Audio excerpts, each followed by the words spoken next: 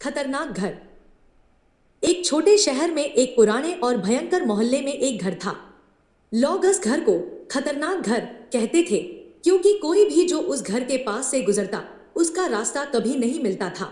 घर के चरण और अंधेरा बसा हुआ था और उसमें से अजीब सी आवाजें आती रहती थी जो लोगों को डरा देती थी।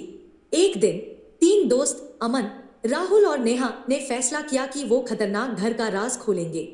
उन्होंने सोचा क्यों ना उस घर में एक रात गुजर कर देखा जाए। जब वो रात को घर के पास पहुंचे उन्होंने महसूस किया कि हवा में कुछ अजीब है।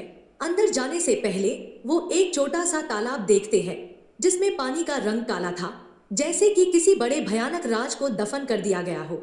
दोस्तों ने डर के बावजूद हिम्मत जुटाई और घर के अंदर प्रवेश किया।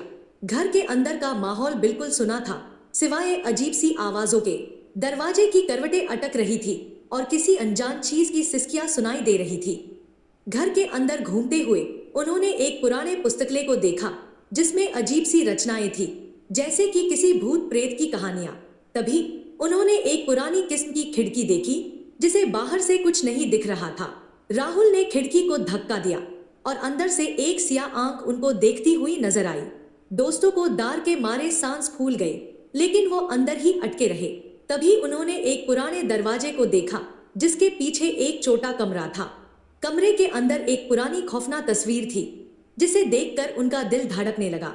गहराई से देखते हुए उन्होंने एक पुरानी किताब ढूंढ निकाली जिसमें घर के बारे में पूरी कहानी थी।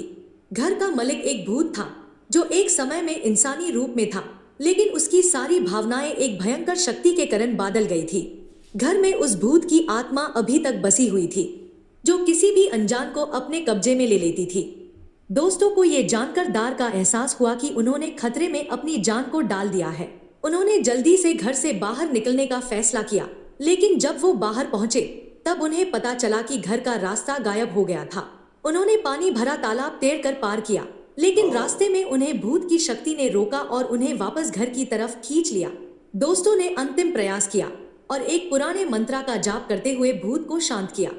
सुबह के उजाले में जब दोस्तों की आंखें खुली, वो सब एक दूसरे के साथ तालाब के किनारे थे, जैसे कुछ सपना देख रहे थे।